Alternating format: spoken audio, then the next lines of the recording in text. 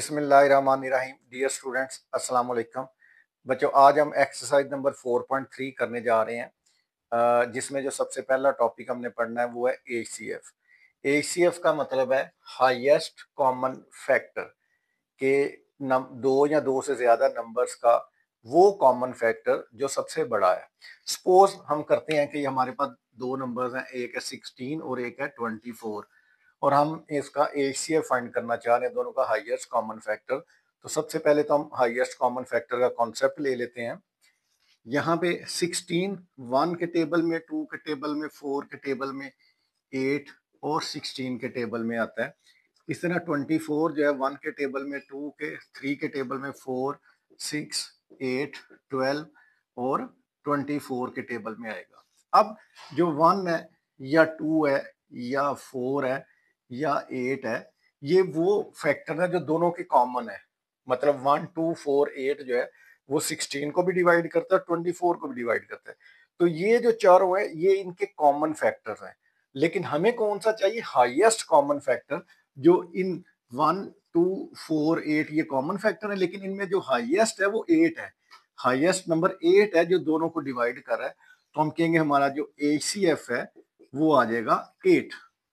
अब इसको कैलकुलेट करने के हम छोटी क्लासेस में दो तीन मेथड्स हमने किए हुए हैं। सबसे पहला मेथड हम इस तरह करते थे कि 16 और 24 को हम इकट्ठा फैक्टराइज करते हैं। 2 से डिवाइड करेंगे 8 आएगा, 2 से डिवाइड करेंगे तो 12 आएगा। इसी तरह फिर 2 से डिवाइड करेंगे 4 आएगा, 2 से डिवाइड करेंगे तो 6 आएगा। फिर 2 से डिवाइड करेंगे 2, फिर 2 से डिवाइड करेंगे तो 3। अब 2 और 3 क्योंकि ये किसी कॉमन नंबर पे डिवाइड नहीं होते, तो ये हमारे जो कॉमन फैक्टर हैं 2 2 और 2, इन तीनों का जो प्रोडक्ट है 2 मल्टीप्लाई बाय 2 4 4 2 8, तो एचसीएफ आपका निकल आएगा 8।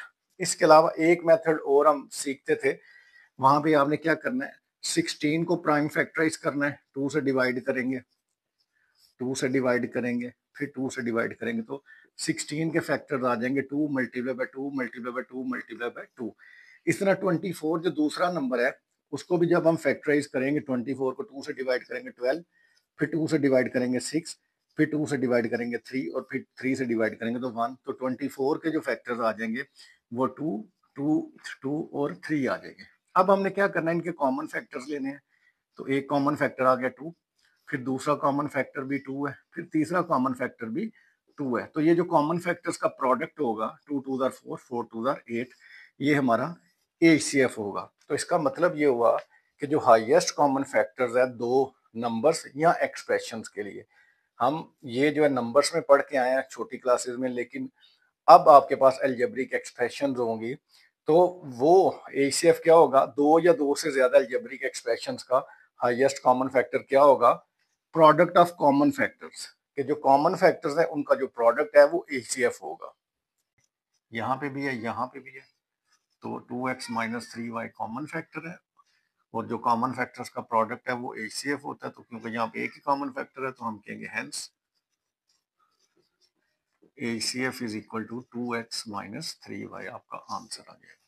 थर्ड पार्ट में बेटा आपके पास एक्सप्रेशन है पहली, एक्स क्यूब माइनस 1।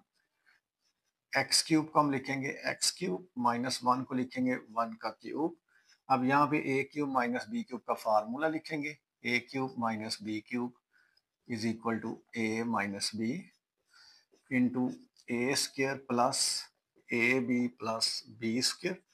इस फार्मूले के अकॉर्डिंग हम इसको फैक्टराइज करते हैं। तो पहले ए माइनस बी मतलब एक्स माइनस 1 आ गया, ए स्क्र मतलब x square plus A B मतलब एक्स को 1 से मल्टीप्लाई करेंगे तो x 1 x, plus B square मतलब 1 का स्क्र लेंगे तो वो 1 होता है।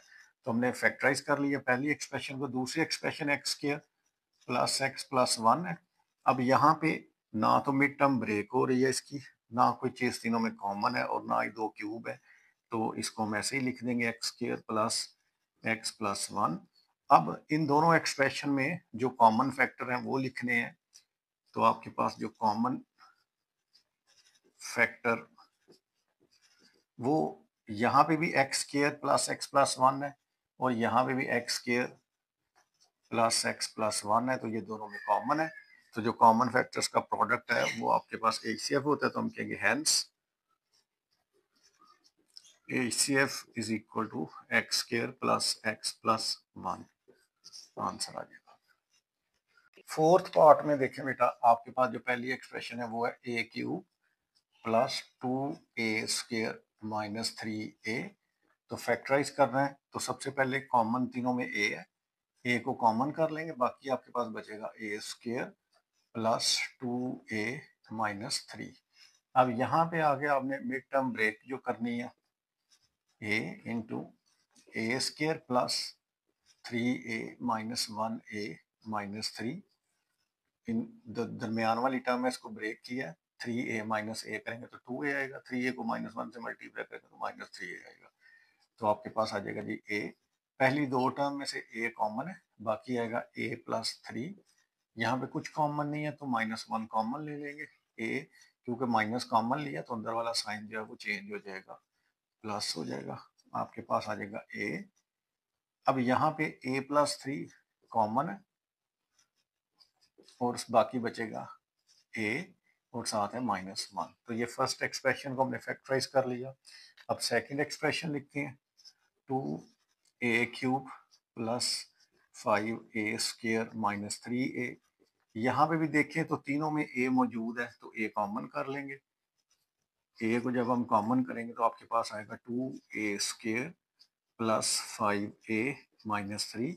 यहाँ पे भी आपके पास मिड टर्म ब्रेक हो रही है तो a आ जाएगा, यहाँ पे 2 3 6 होता है तो जब मिड टर्म ब्रेक करेंगे तो 6 1 6 हो जाएगा, आपके पास ऐसे आ जाएगा 2a square plus 6a minus 1a minus 3।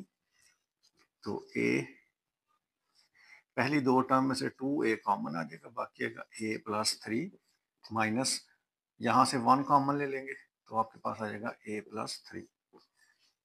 अब आपके पास दोनों टर्म में a प्लस 3 कॉमन है, बाकी आपके पास आएगा 2a माइनस 1। तो दोनों टर्म्स को जब हमने दोनों एक्सप्रेशन को कंप्लीटली फैक्टराइज कर लिया है तो अब इनमें से कॉमन फैक्टर्स लेने हैं हमने। तो यहाँ पे हम लिखते हैं जी कॉमन फैक्टर्स। तो कॉमन फैक्टर्स में एक तो फैक्टर a है जो दोनों में है, और साथ जो है अगर हम देखें तो a प्लस 3 यहाँ पे भी है, a प्लस 3 यहाँ पे भी है, तो a प्लस 3। तो जो कॉमन फैक्टर्स का प्रोडक्ट है वो HCF होता है, तो हम कहेंगे hence HCF is equal to a into a plus 3। Fifth part में -4 लगा हुआ है, -4 से अगर सॉल्व करते हैं तो बुक के साथ आंसर टैली नहीं होता, तो हम इसको +2 के साथ थोड़ी करेक्शन के साथ करते हैं। तो सबसे पहले T square plus 3t plus 2 को जब हम फैक्टराइज करते हैं मिड टर्म ब्रेक होगी तो T square plus 2t plus 1t plus 2। अब आप पहली दो टर्म में t कॉमन है, बाकी आपके पास बचेगा t प्लस 2। यहाँ पे कुछ कॉमन नहीं है तो 1 कॉमन ले लेते हैं, t प्लस 2। आपके पास t प्लस 2 कॉमन आ जाएगा, बाकी आपके पास बचेगा t प्लस 1। अब जो सेकंड एक्सप्रेशन है वो है G T square plus 5t plus 4। इसको भी मिड टर्म ब्रेक करते हैं, T square plus 4t plus 1t plus 4। पहली दो टर्म में से t कॉमन करेंगे तो t प्लस 4 आ जाएगा, प्लस 1 कॉमन लेंगे t प्लस 4 आ जाएगा। आपके पास दोनों में t प्लस 4 जो है वो कॉमन आ जाएगा, बाकी आपके पास बचेगा t प्लस 1। थर्ड एक्सप्रेशन है वो दी हुई है टी स्क्वेयर माइनस 1। तो इसको फैक्टराइज करने के लिए यहाँ पे आपके पास दो स्क्वेयर्स हैं, दरमियान में माइनस है, तो जब भी आपके पास दो स्क्वेयर्स हो दरमियान में माइनस हो तो ए स्क्वेयर माइनस बी स्क्वेयर वाला फार्मूला अप्लाई करेंगे, जो कि होता है ए प्लस बी इंटू ए माइनस बी। तो आपने एक दफ़ा दोनों को प्लस करना है और एक दफ़ा दोनों को माइनस करना है। तो आप इसको जब लिखेंगे टी स्क्वेयर माइनस 1 स्क्वेयर को तो वो आ जाएगा T plus 1 into T minus 1। अब तीनों एक्सप्रेशंस को हमने फैक्टराइज कर लिया है, तो देखते हैं तो t प्लस 1 पहली एक्सप्रेशन में भी है, दूसरी में भी है और तीसरी में भी है। तो कॉमन फैक्टर जो आ जाएगा, कॉमन फैक्टर वो आपका आ जाएगा t प्लस 1। अब हेंस जो HCF है वो भी आपका आ जाएगा t प्लस 1 के। तो 6 पार्ट में बेटा जो फर्स्ट एक्सप्रेशन है इसको फैक्टराइज करने के लिए मिड टर्म ब्रेक करेंगे। तो x square plus 7x plus 8x plus 56, क्योंकि 7x और 8x जो है ये हो जाएगा 15x, और 7 को 8 से मल्टीप्लाई करेंगे तो 56 आएगा। फर्स्ट टू टर्म में से x कॉमन है, बाकी आ जाएगा x plus 7, plus next two term में 8 कॉमन है, x प्लस 7। अब आपके पास x प्लस 7 दोनों में कॉमन है, तो दूसरा फैक्टर आ जाएगा x प्लस 8 आपके पास। अब जो सेकंड एक्सप्रेशन है वो है जी x square plus 5x minus 24, तो आपके पास आ जाएगा एक्स स्क्र। अब यहाँ पे भी आपने मिड टर्म ब्रेक करनी है, तो वो आ जाएगा plus 8x minus 3x minus 24, तो दोनों में से x कॉमन है, बाकी आ जाएगा x प्लस 8 माइनस 3 कॉमन है, x प्लस 8, क्योंकि बाहर माइनस है तो अंदर वाला साइन चेंज हो जाएगा। x प्लस 8 दोनों में कॉमन है, बाकी आपके पास बचेगा x माइनस 3। थर्ड जो एक्सप्रेशन है वो है एक्स स्क्र प्लस 8x, तो इसको फैक्टराइज करेंगे तो दोनों में x कॉमन है, बाकी आपके पास बचेगा x प्लस 8। तो इस तरह हमने तीनों को फैक्टराइज कर लिया। अब तीनों में जो कॉमन फैक्टर है वो लिखेंगे। कॉमन फैक्टर x प्लस 8 पहली में भी है, दूसरी में भी है और तीसरी में भी है, तो x प्लस 8 जो है वो आपका आ जाएगा कॉमन फैक्टर, और हेंस यही हमारा ACF हो जाएगा। ACF इज इक्वल टू आ जाएगा x प्लस 8।